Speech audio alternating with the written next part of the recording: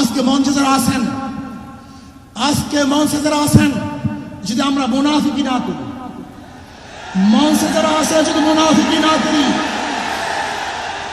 মুখের এবং কাজের কথা যদি একসাথে থাকেন, মুখের সাথে কাজের যদি মিল থাকেন, আমি এই লক্ষ জনতার সামনে কসম করে বলতে পারি, আগামীতে ক্ষমতায় যাবে ইসলাম, ক্ষমতায় যাবে ইসলাম, কোনো সন্দেহ নাই।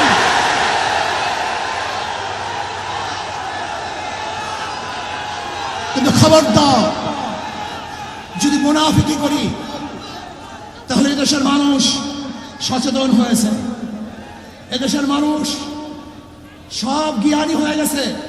বিশ্বাস করবেন না, একজন রিক্সাওয়ালা, ঠেলাওয়ালা, কুলি মজদুরের বক্তব্য শুনলে আমরা আশ্চর্য হয়ে যাই বাংলাদেশের মানুষ কত সচেতন, তারা কত সচেতন হয়েছে। যদি আমরা মুনাফিকি না করি, যদি আমরা ঐক্যবদ্ধ থাকি, বাংলাদেশে একটা বাক্স ইসলামের নামে দিতে পারি। যেরকম আমেরিকা এবং ওই সারস ইসরায়েল ইরানের আক্রমণ করে ভেবেছিল মুহূর্তের মধ্যে নিশ্চিত করে দিবে, কিন্তু আক্রমণ করার পর দেখেছে ইরানের গুহার থেকে কোথার থেকে বোম মিসাইল চলে আসছে।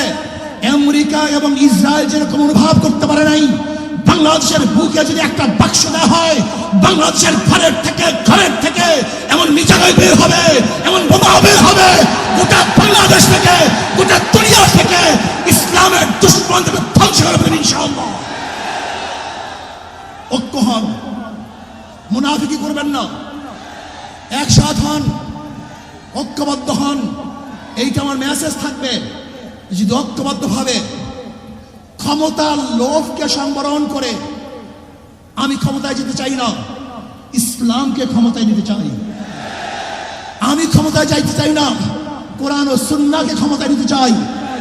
যদি আদর্শ লালন করেন, এই নীতি আদর্শ যদি গ্রহণ করেন, ইনশাআল্লাহ নাসরুম মিনাল্লাহি ফাতহুন করিব, অবশ্যই সাবিরিন। সেই দিন আসতেছে, আমি দেখতেছি, মনে হয় আমার চোখের সামনে আমি দেখতেছি ওই সংসদের মধ্যে কলেমার কথা হবে, কোরআন ও সুন্নাহর কথা হবে, লা ইলাহা ইল্লাল্লাহ উচ্চারিত হবে। গোটা বাংলাদেশের মানুষ শান্তিতে বসবাস করতে পারবে, জুলুম থাকবে না, অত্যাচার থাকবে না, অবিচার থাকবে না। প্রত্যেকটা মানুষের প্রাপ্তি তাদের ঘরে ঘরে পৌঁছানো